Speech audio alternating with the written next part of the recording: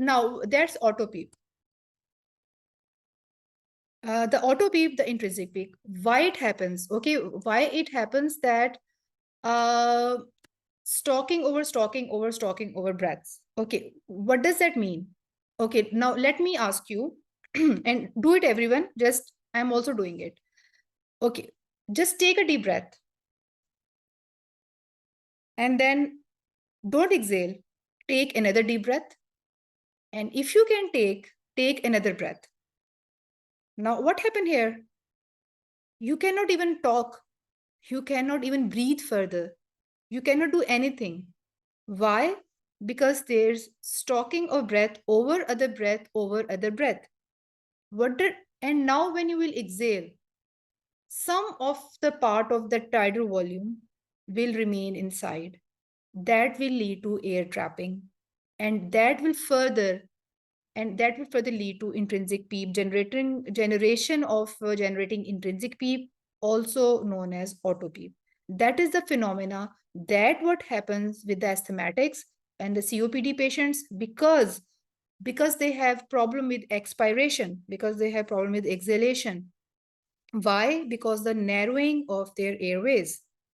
Now, because of narrowing of airways, what happens here? We set the tidal volume at 400, let's say 500. When the patient is asthmatic, or let's say patient has COPD, they have already narrowing pathway, the narrowing tubing. So you are setting the tidal volume at 400 and you are setting the tidal volume at 500. The whole tidal volume will be delivered to the patient's alveoli. Okay, they will reach there. Now, how come the whole tidal volume will come out when the passage is narrow? It cannot. And then you have set the respiratory rate at 14. Now another tidal volume is ready to deliver to the alveoli, to the lung. And then there is another one.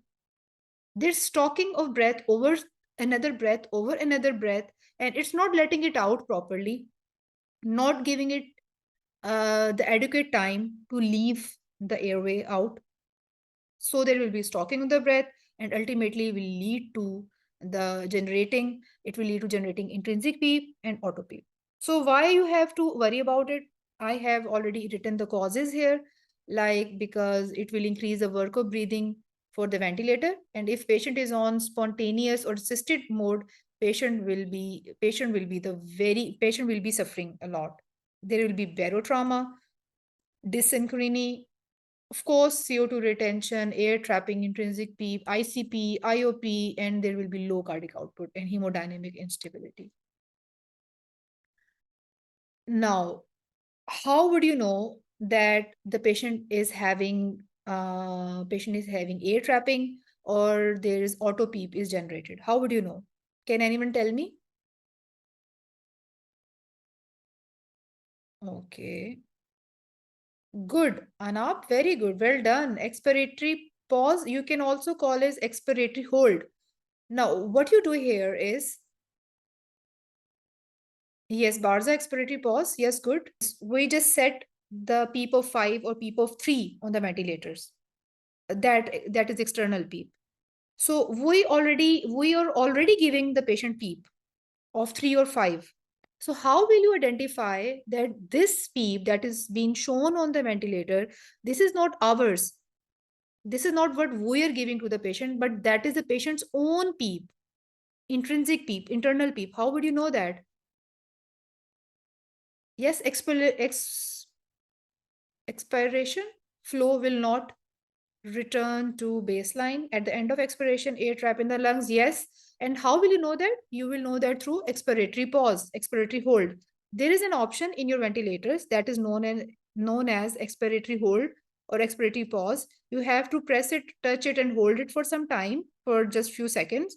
And when you will leave it, and when you will just leave it, you will have this kind of picture, this kind of graph, and you will appreciate it that this dotted line, it would be the normal thing, the normal one, the normal it have to reach the baseline, it have to touch the baseline. But when there is internal PEEP, or you can say the intrinsic PEEP, the auto PEEP, what will happen is that it will not reach the baseline. It will not touch the baseline. The expiration was not fully achieved. There was some volume was left inside, and then suddenly another breath was initiated, and we have this flow chart or flow graph on our ventilator. And what happens to the graph of the pressure? This is our pressure graph. This is the external PEEP we were giving to the patient, that was 5 or 3, let's say that was 3.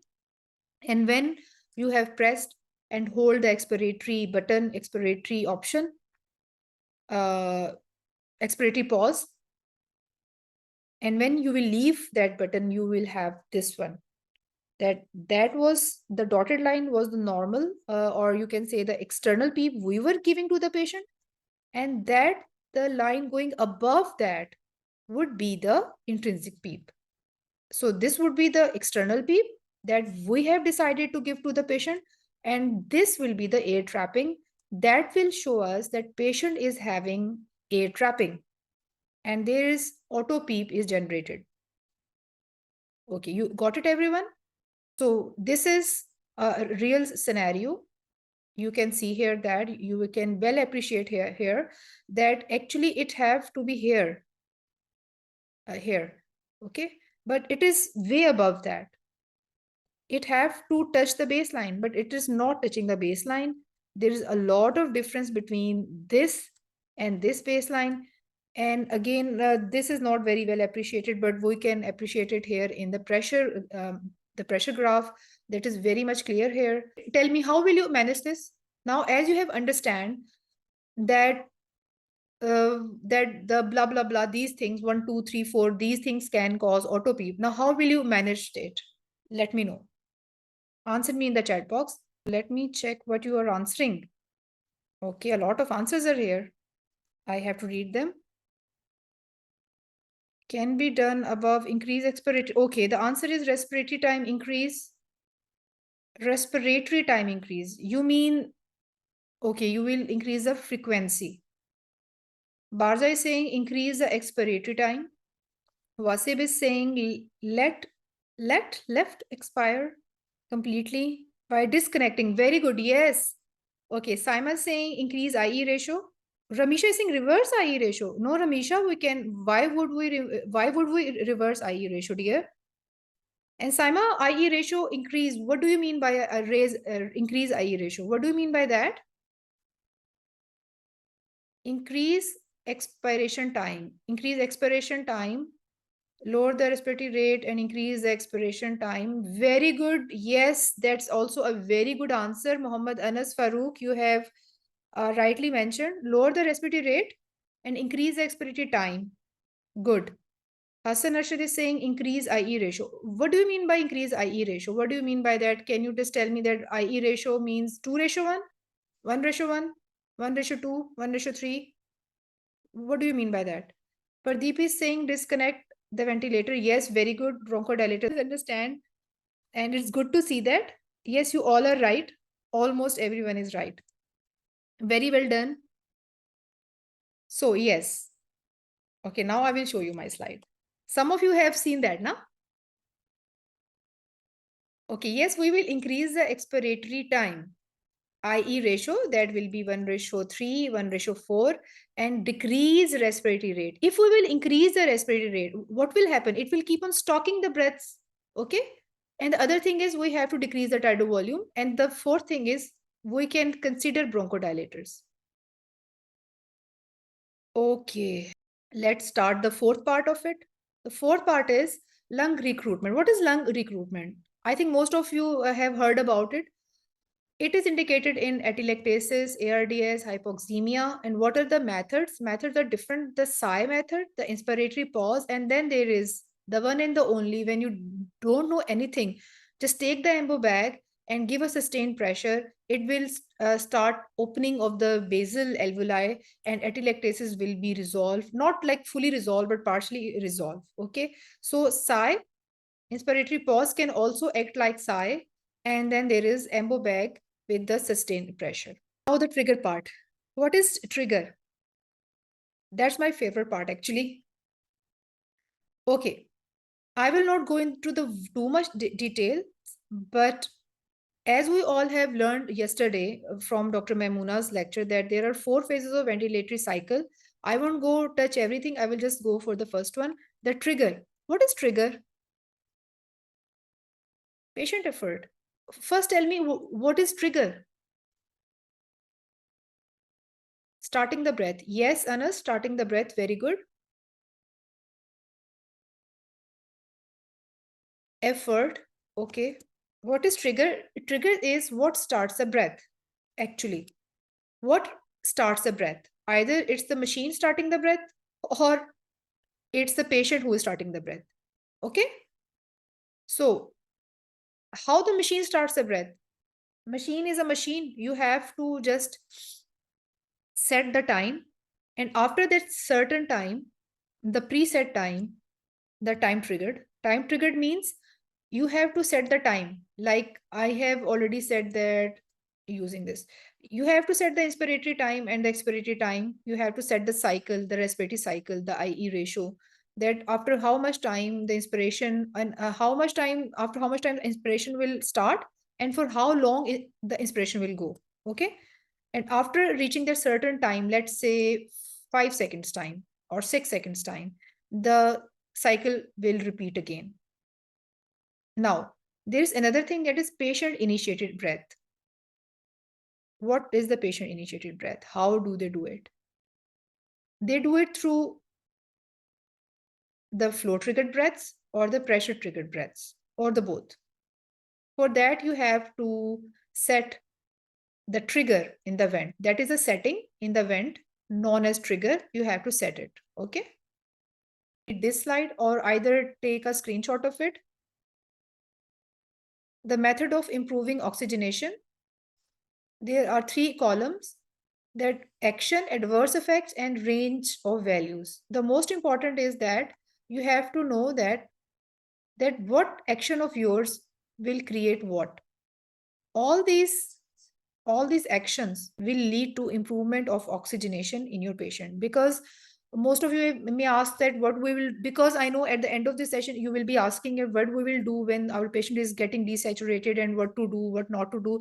These are the steps you can follow. Number 1, you can increase FiO2, you can increase more PEEP, you can increase the inspiratory time, you can increase tidal volume, inspiratory pressure, and then you can do that increase inspiratory pause, or you can give the sigh to the patient, the lung recruitment thing.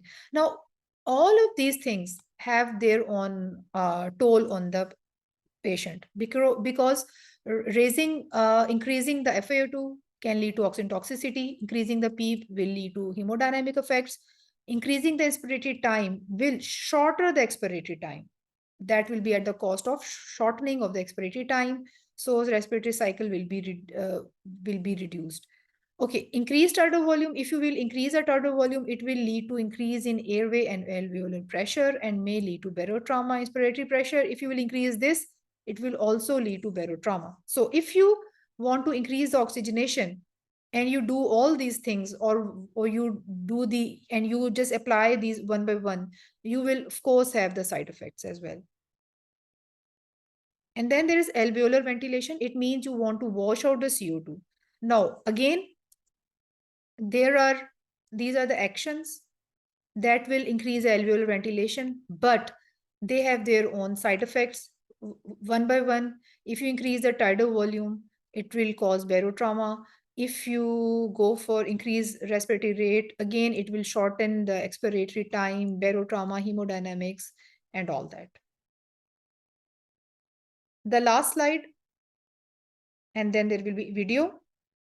What you will do if your patient is desaturating is for the people who are new in ICU or who don't have much experience of ICU. So you can follow this algorithm. These are from my books. So you can see that I have written a lot of things on, and I have encircled and I have highlighted things. This is from my book. So anyways, you can see Patient is desaturating, you have set the FA2, you have taken the FA to the maximum, then you will see the chest is moving or not. If chest is moving, then what we'll do next? Examine the patient, particularly look for endotracheal intubation, endobronchial intubation, pneumothorax, pulmonary edema, or bronchospasm. And you have to treat the cause. And when the chest is not moving, then you have to manually ventilate the patient. If there is ease of ventilation, yes, or there is difficulty in ventilation, there's two different options. If you can easily ventilate, then it means that the problem is not with the patient, but there is a problem with the ventilator. That is very important. This part is very important. What we do here, what I want my juniors and my colleagues to follow is that when your patient is desaturating, after doing this, look for chest movement and start manually ventilating your patient. And when you start manually ventilating your patient, just see if there is a problem in ventilation, or there is ease of ventilation, or there is difficulty in ventilation. If there is ease of ventilation, it means there is no problem, or there is least likely there is a problem with the patient, and more likely it's the ventilator issue. But if the ventilation is difficult manually, then it means either there is problem with the endotracheal tube, maybe it's of small diameter, it's block, or there's some problem with the patient. Okay, so that's all about that's all. That's thank you. And I'm going to turn it off. Now I will show you the videos one by one. Hello everyone, this is the main screen of our ventilator, that is Drager's ventilator, and I will show you the different parts of this screen. Here we have the control of the different modes. As you can see right now we are on PCSAMV mode, PCSAMV. So we can change modes from the settings over here. We have different kind of modes as per the requirement of our patient. We have control modes. Right now we are on PCSMV, that is the weaning or assisted mode. The control modes are here. This is like this, VCSCMV and PCCMV. So this is the VCCMV, that is controlled mechanical ventilation. This is controlled mechanical ventilation. And we have these weaning and supportive modes, which are used to support the patient's ventilation, not to control the patient ventilation. Okay, all these settings here, we have alarm setting, we have view settings. We will press this and you will see that there will be change of graphs and curves, and if I keep on pressing, we will have the volume and pressure loop here.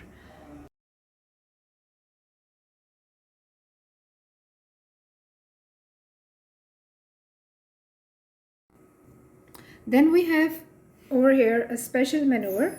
Let me show you what we have here. Okay, see, we have the nebulization. The option of nebulization is here. Then there are these things. Can you see the manual inspiratory hold? Then we have expiratory hold. And then we have oxygen suction. While doing suction, we can press this, and it will the oxygen amount of oxygen going to the patient will increase. And then there's manual disconnection. If you want to disconnect the circuit, you have to then opt for this. Then you have to go for this option. Now the important thing is where we use this inspiratory hold and where we use this expiratory hold. These two are very important. Okay, and I will tell you one by one where we can use these. For that, first of all, for the inspiratory hold, you have to focus on this. This is peak inspiratory pressure, PEEP, also known as PEEP, and this is P plateau. The airway pressure tells you a lot about the pathological and different conditions undergoing inside the patient's lungs and the patient's airway. It has two components, as you can see. One is the PEEP, that is peak inspiratory pressure, and then there is P plateau. You have heard a lot about it, and now I have already discussed this in my session, in my PowerPoint presentation, and now I will briefly tell you how to see whether both are raised or only PEEP is raised. Because if both are raised, there are different causes, and when only PEEP is raised, then there are different causes. We will go there. There is a special maneuvers option we have, and this box will open in the Drager's ventilator. Now we have here inspiratory hold. We will go and press this. As you can see, manual inspiratory hold, touch and hold. So you can touch and hold for 3 seconds, for 5 seconds, and I'm doing this to see the PEEP plateau. And I will go here and I will show you. See, that was actually the graph showing the inspiratory hold. It is hold the inspiration for 5 seconds, and it's just showing us that the PEEP plateau was 14 and 15 and PEEP was 16. So this is not raised, this is 16, this is normal, and this is also not raised, and the difference between the two is also not much. So this is in acceptable range. But what if it exceeds? What happens when only PEEP is raised? Let's say it's 40 and it's like 28 or something. So difference between the two is much more, which shows that PEEP plateau is normal, that is around 28, and PEEP is 40, which shows that only PEEP is raised. So the causes will be different. And then there is another scenario in which both are raised. Like let's suppose this is 40 and let's say this is 35 or 36. So difference between the two is very less now.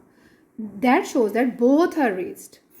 PEEP is raised and PEEP plateau is also raised. So we have different causes for these two, and that will I have already discussed in my session.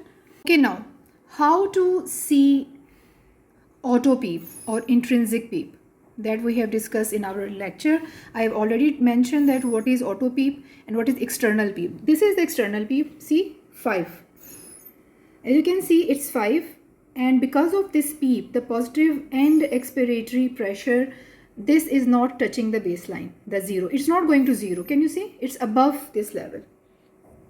We have 0 here, while it's not touching the baseline, because at the end of expiration there is 5 centimeter of pressure remains in alveoli. So got it? Now this is extrinsic PEEP that we have given to the patient for the recruitment of the alveoli. Now what's auto-PEEP? Auto-PEEP has already been discussed. Now I will show you how we will see that if patient is having any auto-PEEP or not. There's a special maneuver. I will go to there. You can see expiratory hold.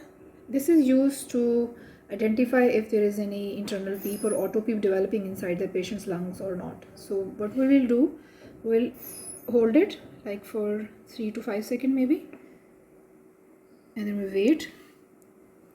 If there would be any intrinsic PEEP, this will rise, and this will also rise from its, if it was 5, we are giving the PEEP of 5 to the patient, it will raise above that level, showing that there is intrinsic PEEP inside. Let me show you this again with 0 PEEP. Now, what I'm doing is, I'm setting it to 0. So now we are not giving any external PEEP to the patient. Okay, I have set this external PEEP to 0 now, just to make sure to see if there is any kind of intrinsic PEEP developing inside the patient's lung. That means at the end of the expiration, some of the pressure is being reserved in the alveoli. That is usually a condition in the asthmatics or COPD patients. So let me show you again. We'll go for the special maneuver. We will hold this again like for 3 to 5 seconds, and after that we will leave it. We will see there it's not touching the baseline. Can you see? And we have 0.4. So this is the intrinsic PEEP. It is not touching the baseline, which shows that it is the intrinsic PEEP being developed inside the patient's lungs. Okay, now we are talking about VC SIMV mode, that is volume control, synchronized intermittent mandatory ventilation. These are the 12 breaths we have set, with the ventilator will be providing mechanical breath. PEEP, this is the IE ratio, tidal volume, FiO2, this is the slope we have decided to choose, this is the flow. Now I want to show you that what is the trigger, where we have the trigger here. Let me show you. We have trigger in the additional settings. We have trigger here, additional settings. Yeah, we have touched that button and we got this option, that is flow trigger. It is set at 5. So we can also decrease it. Like I will take it to, let's say, even we can 0.2. I will take it to 0.5. So it's up to you. You can keep it minimum. What it means? It means that when the patient has initiated a breath with the minimal effort, with the minimal tidal volume or the minimal flow, the ventilator will sense it immediately and it will support the patient's breath. And when we set it higher level, what happens when we set it to a higher level? Like usually we set it on the 5. In simple words, it means that we are setting it on a higher level so that if patient is not taking an adequate breath with an adequate tidal volume or pressure, the ventilator will not pick it. The ventilator will not identify that breath and it will continue to give its mechanical breaths. Ventilator's breaths will be dominating, although it will allow the patient to breathe, but it will not support the patient's breath. But when we decrease it to a lower level, what happens here? Over here, in this setting, when the patient is taking the minimal breath, patient is showing the minimal effort, the ventilator will pick that and ventilator will support that breath. It's simple as that. I will try to demonstrate it. What I will do here, I will try to mimic a patient's breath by pressing my dummy lung, and we will see how it changes, or would it change anything or not. Now these are the mechanical breaths because patient is paralyzed or whatsoever, patient is sedated. Let's say our patient is sedated and suddenly patient start taking breaths. Our trigger was on 6. So now the sensor of the ventilator will not identify or it will not pick the minute breathing effects of the patient, and it will continue to give its mechanical ventilation as we have already set all these settings. We have done with settings. Now I will try to mimic the patient's breath by compressing this bag here. Let me try. Let's see if it makes any difference or not. Although the patient's breath will be negative and it should go down here, it will be like this. If the patient will take his breath, it will go down like this. There will be a change, it will go down like this. Over here, it will go down like this. So we cannot mimic patient's breath. But let me try.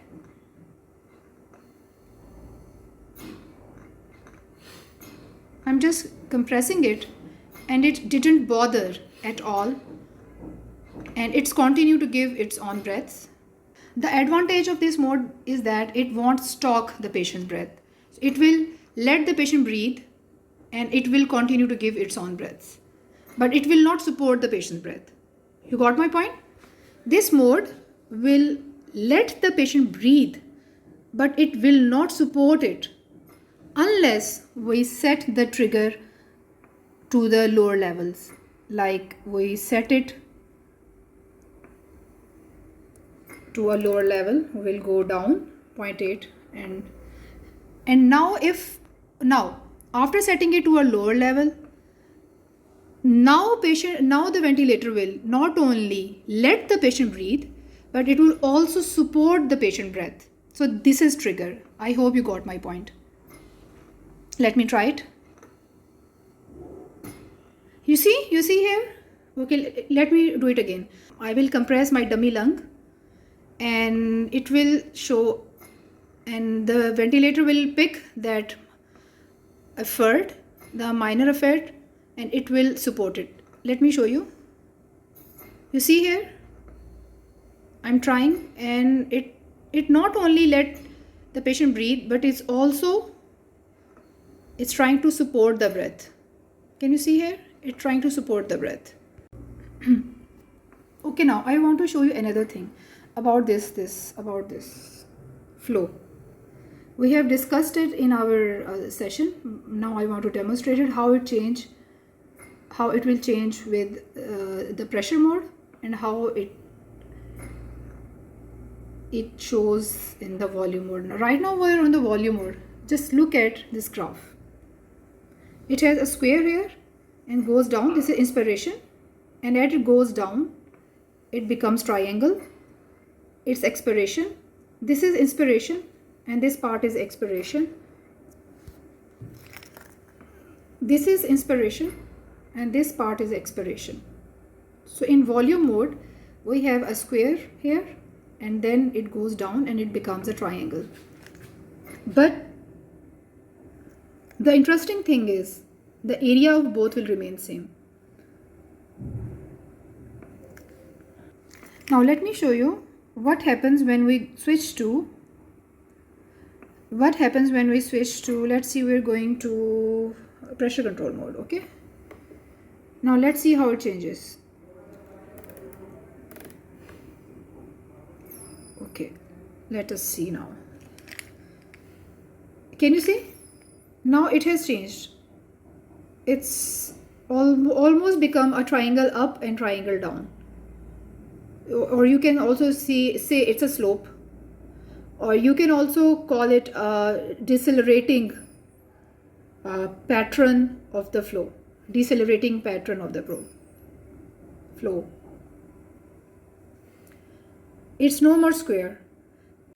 Just by looking on the graph of a flow on a ventilator screen, you can tell this is a pressure mode or this is a volume mode.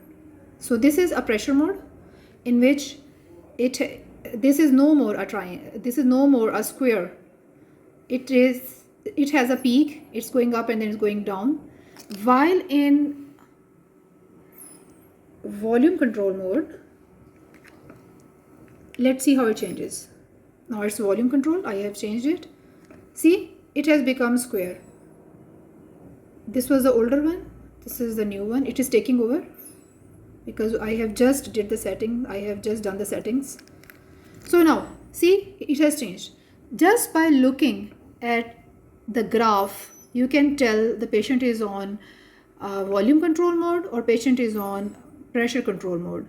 In the pressure control or pressure support mode, let's say, we have two triangles, or you can say two peaks up and down on the upside and the downside, inspiration and expiration.